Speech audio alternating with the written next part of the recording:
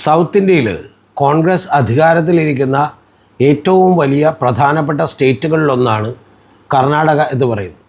കർണാടകയിൽ മറ്റൊരു വലിയ പ്രാധാന്യം കൂടി അതിനുണ്ട്. കാരണം കഴിഞ്ഞ തവണ BJP ഭരിച്ചതിൽ നിന്നും ആ ഭരണം തിരിച്ചു പിടിക്കുകയും തെരഞ്ഞെടുപ്പിൽ ജയിക്കുകയും ചെയ്തുകൊണ്ടാണ് കർണാടകത്തിൽ കോൺഗ്രസ് അധികാരത്തിൽ വരുന്നത്.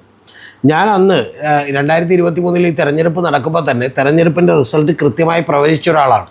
അന്ന് മാത്യു സാമുവലിൻ്റെ ചാനലിൽ ഇപ്പോഴും ആ വീഡിയോ കിടക്കുന്നുണ്ട്. ഏതാണ്ട് 130-നും 140-നും ഇടയിൽ സീറ്റുകളിലേക്ക് കോൺഗ്രസ് എത്തുമെന്നും ജനതാദൾ സെക്യുലർ അവിടെ തകർന്നടിയുമെന്നും അവരുടെ സീറ്റുകളും വോട്ട് പെർസെൻറ്റേജും കുറയുമെന്നും അതുപോലെ BJP ഇപ്പോൾ കിട്ടിയിട്ടുള്ള ഏതാണ്ട് വോട്ടിലേക്കും പെർസെൻറ്റേജിലേക്കും ഒക്കെ തന്നെ എത്തും എന്നും ഞാൻ കൃത്യമായി പ്രവചിച്ചിരുന്ന ഒരാളാണ്.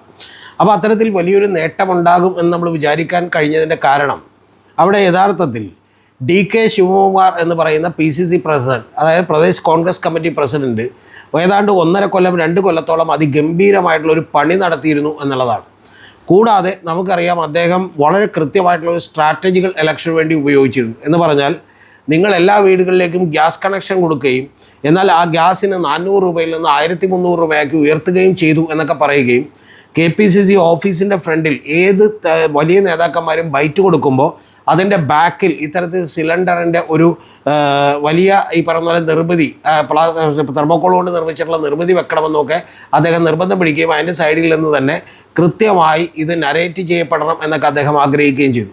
അപ്പോൾ അത്തരത്തിൽ ഒരു വലിയ വിഷ്വൽ ഇമ്പാക്റ്റ് ഉണ്ടാക്കിക്കൊണ്ടും ഏതാണ്ട് 1.5 കൊല്ലത്തോളം വലിയ പണിയെടുത്തുകൊണ്ടുമാണ് DK ശിവകുമാറിൻ്റെ നേതൃത്വത്തിൽ കോൺഗ്രസ് അവിടെ തിരിച്ചു വന്നത് എന്നുള്ളത് യാഥാർത്ഥ്യമാണ്.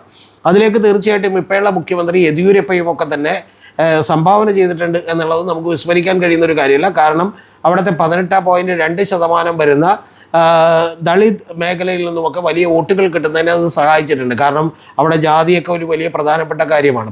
അവിടെ ഏറ്റവും കൺസോളിഡേറ്റഡ് ആയിട്ടുള്ള വോട്ട് ബാങ്ക് ഉള്ളത് ഒക്കലിംഗ സമുദായത്തിനാണ്, അതുപോലെ തന്നെ ലിംഗായത്ത് സമുദായത്തിനാണ്. ഇവർക്ക് രണ്ടുപേർക്കും ഏതാണ്ട് 10-11% വോട്ടുകളാണുള്ളത്. പക്ഷേ അവരുടെ അത്രയും കൺസോളിഡേറ്റഡ് അല്ല മറ്റ് ദളിതരൊക്കെ തന്നെ. അപ്പോൾ അത്തരത്തിൽ മുസ്ലിങ്ങളാണെങ്കിൽ 12.6% വോട്ടുകളുണ്ട്. ഇത്തരത്തിൽ അവിടെ വളരെ കൃത്യമായിട്ടുള്ള ഒരു കാസ്റ്റ് പൊളിറ്റിക്സും അതുപോലെ തന്നെ അതിനനുസരിച്ചുമൊക്കെ വോട്ട് ചെയ്യുന്ന ഒരു മേഖല കൂടിയാണ്.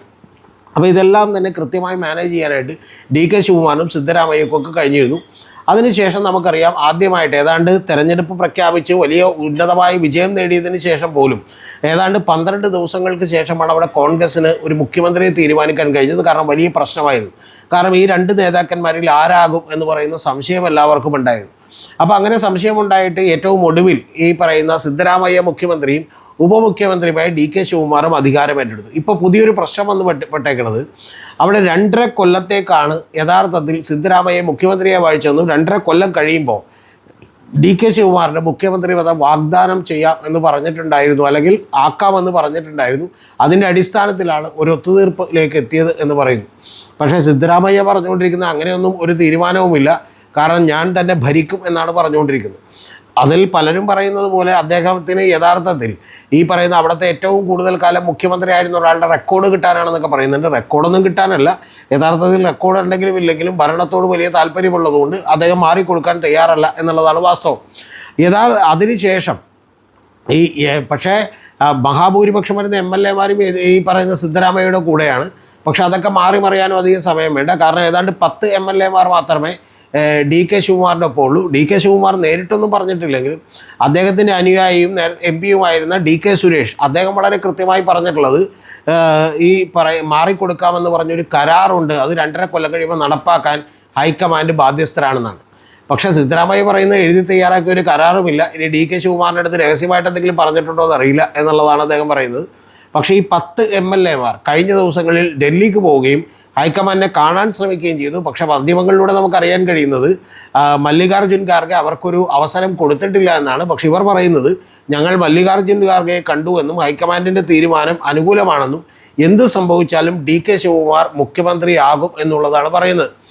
DK ശിവകുമാർ ഒരു സാധാരണക്കാരായിട്ടുള്ള രാഷ്ട്രീയക്കാരൻ മാത്രമല്ല, അദ്ദേഹത്തിൻ്റെ അസറ്റ് തന്നെ ഓരോ 5 കൊല്ലം കഴിയുമ്പോഴും ഏതാണ്ട് 44% വർദ്ധിച്ചുകൊണ്ടിരിക്കുകയാണ്. ഏതാണ്ട് ഇപ്പോൾ ഒരു 10,000 കോടിയിലേക്കൊക്കെ എത്തിയിട്ടുണ്ടാകും എന്നാണ് നിരീക്ഷകരൊക്കെ പറയുന്നത്. ഒരിടക്ക് അദ്ദേഹത്തിൻ്റെ കഴിഞ്ഞ തെരഞ്ഞെടുപ്പിൽ 4,000 കോടി രൂപയിലധികമായിരുന്നു. 4,000 കോടി എന്ന് പറഞ്ഞാലും ഗവൺമെൻറ്റിൻ്റെ വിലയൊക്കെ കണക്കിലെടുക്കുമ്പോഴാണ്. യഥാർത്ഥത്തിൽ അദ്ദേഹത്തിൻ്റെ സ്വത്ത് ഏതാണ്ട് 10,000 കോടിയിലധികം വരും. അത്തരത്തിൽ വലിയ സമ്പന്നനായിട്ടുള്ള ഒരു വ്യവസായിയാണ്. അദ്ദേഹത്തിൻ്റെ മണ്ഡലം എന്ന് പറയുന്നത്, അദ്ദേഹത്തൊക്കെ താമസിക്കുന്ന അദ്ദേഹത്തിൻ്റെ അനിയൻ പ്രതിദാനം ചെയ്യുന്ന മണ്ഡലം എന്ന് പറയുന്നത് കനക്പുര എന്ന് പറയുന്ന മണ്ഡലമാണ്.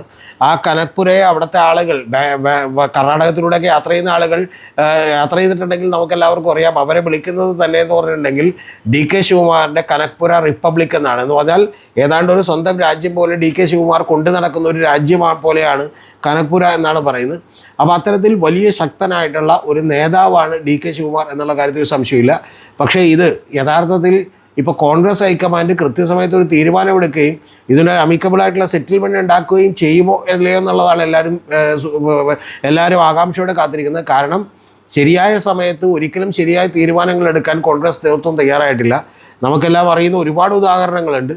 പലപ്പോഴും ഇപ്പോൾ ഗോവയിലടക്കം മന്ത്രിസഭ രൂപീകരിക്കുന്നതിൽ അതല്ലെങ്കിൽ മറ്റേതെങ്കിലും സംസ്ഥാനങ്ങളിൽ ഇതുപോലെ ഉണ്ടാകുന്നതിൽ വളരെ അലംഭാവത്തോടുള്ള സമീപനമാണ് കോൺഗ്രസ് സ്വീകരിച്ചിട്ടുള്ളത്. പഞ്ചാബിൽ നമുക്കറിയാം, വളരെ ജനപിന്തുണയുണ്ടായിരുന്ന ക്യാപ്റ്റൻ അമരീന്ദർ സിംഗിനെ മാറ്റിയിട്ട് ചരൺജിത് സിംഗ് ചന്നി എന്ന് പറയുന്ന ഒരാളെ സിദ്ധു എന്ന് പറയുന്ന ക്രിക്കറ്ററുടെ വാക്ക് കേട്ട് മുഖ്യമന്ത്രിയാക്കി. പിന്നെ അടുത്ത തെരഞ്ഞെടുപ്പ് കൂടി അതുകൊണ്ട് കോൺഗ്രസ് അവിടെ ഇല്ലാതായി. സിദ്ധു എന്ന് പറയുന്നത് വെറും ഒരു ക്രിക്കറ്റർ മാത്രമല്ല, അദ്ദേഹം മിടുക്കനായിട്ടുള്ള ഒരാളാണ്. കാരണം ഒറ്റയടിക്കാണ് ഒരാളെ കൊന്നുകളഞ്ഞ് എന്ന് പറഞ്ഞ് കേസുണ്ടായിട്ടുള്ള ഒരാളാണ്. കേസിലൊക്കെ പിന്നെ അദ്ദേഹത്തെ വെറുതെ വിട്ടു. പക്ഷേ എങ്കിൽ പോലും ഏതോ കാർ നിർത്തിയതുമായി ബന്ധപ്പെട്ടിട്ടുള്ള തർക്കമാണെന്ന് നിങ്ങൾ മനസ്സിലാക്കണം. അപ്പോൾ അത്തരത്തിലുള്ള പല തീരുമാനങ്ങളും കോൺഗ്രസ് ഹൈക്കമാൻഡ് എടുത്തിട്ടുണ്ട്. ആ എടുത്തിട്ടുള്ളത് കൊണ്ട് തന്നെ പഞ്ചാബിൽ പിന്നെ ഇപ്പോൾ അവിടുത്തെ വലിയ പാർട്ടികളെന്ന് പറയുന്നത് ആം ആദ്മി പാർട്ടിയെ കോൺഗ്രസ് അവിടെ ഏതാണ്ട് ഇല്ലാതാകുന്ന ഒരു അവസ്ഥയിലേക്ക് എത്തി.